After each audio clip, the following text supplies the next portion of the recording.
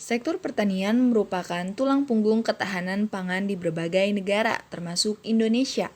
Namun, di balik keberlimpahan hasil panen, tersembunyi salah satu ancaman kecil namun mematikan, yaitu kutu daun. Salah satu spesies yang menjadi perhatian utama adalah Phenacoccus manihoti atau kutu putih singkong. Serangga ini memiliki tubuh kecil, lunak, berwarna putih keabu-abuan dan sering diselimuti lapisan lilin. Mereka berkembang biak cepat dan menyerang bagian bawah daun, pucuk, hingga batang tanaman terutama pada tanaman singkong. Kutu daun ini menyerang dengan cara menghisap cairan flum tanaman. Akibatnya, daun menjadi mengerut, menguning, dan menggulung. Serangan berat menyebabkan tanaman mengalami kerusakan fisiologis, pertumbuhan terganggu, bahkan mati. Selain itu, kutu ini menghasilkan embun madu yang memicu pertumbuhan jamur jelaga atau sooty mold, menghambat fotosintesis dan menurunkan hasil panen secara drastis. Dalam kondisi parah, serangan P. manihoti bisa menyebabkan kehilangan hasil panen hingga 50-80%, yang berdampak besar pada kesejahteraan petani dan ketahanan pangan nasional. Selama ini, pengendalian kutu daun banyak mengandalkan pestisida kimia sintetis. Namun, penggunanya dalam jangka panjang membawa dampak negatif, diantaranya yaitu kerusakan ekosistem tanah dan air, kematian serangga non-target seperti lebah dan predator alami, serta residunya bisa masuk ke dalam tubuh manusia melalui makanan, yang beresiko menimbulkan gangguan kesehatan seperti kerusakan hati, sistem saraf, bahkan kanker. Oleh karena itu, diperlukan solusi alternatif yang ramah lingkungan dan aman bagi kesehatan. Untuk menciptakan solusi yang tepat, kami telah melakukan kajian literatur dari berbagai sumber mengenai kriteria dan batasan dalam pengembangan produk biopestisida tersebut.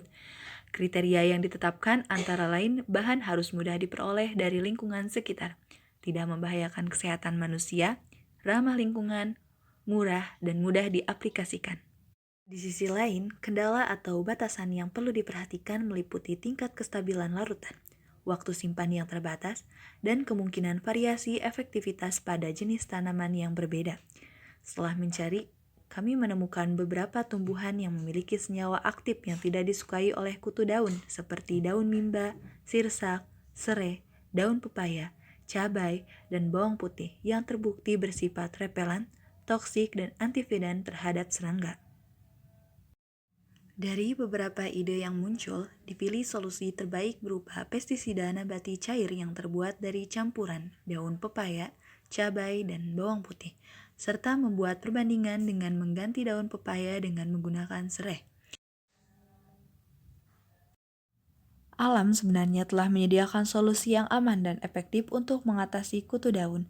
Beberapa tanaman herba lokal terbukti mengandung senyawa fitokimia yang tidak disukai bahkan mematikan bagi kutu daun.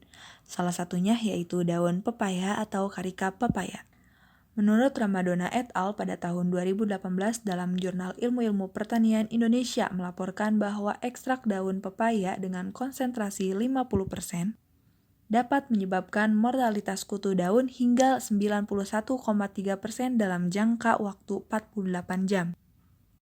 Daun pepaya kaya akan senyawa metabolit sekunder seperti flavonoid, alkaloid, saponin, dan tanin. Flavonoid bekerja dengan mengganggu enzim pencernaan serangga, alkaloid dapat menyebabkan gangguan saraf, sementara saponin dan tanin merusak lapisan kutikula serta menghambat penyerapan nutrisi. Tanaman herbal kedua yang tidak disukai kutu daun yaitu serai atau Cymbopogon citratus. Serai mengandung senyawa utama bernama citral yang merupakan kombinasi dari dua isomer, geranial dan neral.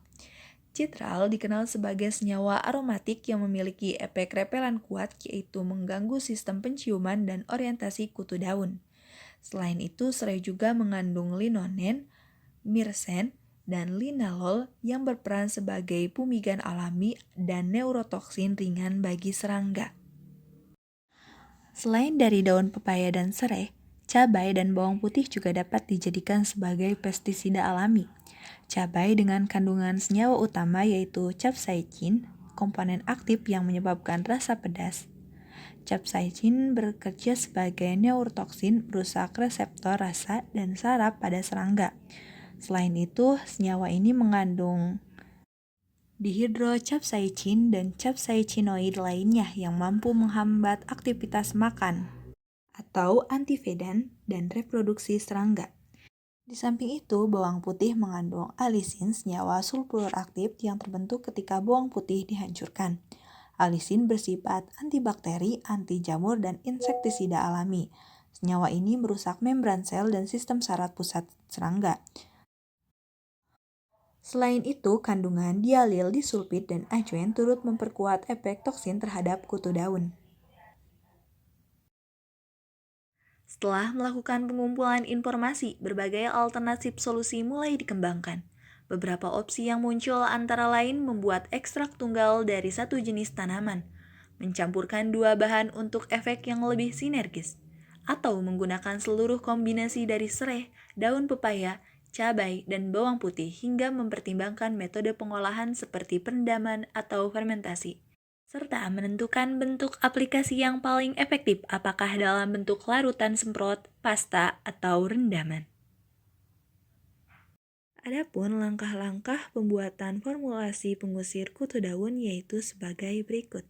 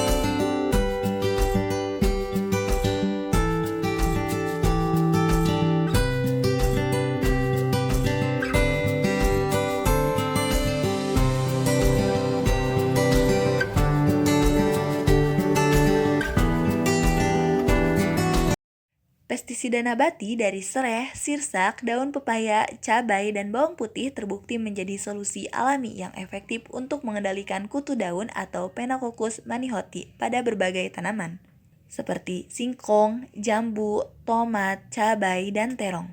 Selain formulasi ini mudah dibuat dan ramah lingkungan, biopestisida ini aman bagi manusia dan mendukung pertanian berkelanjutan tanpa ketergantungan pada bahan kimia.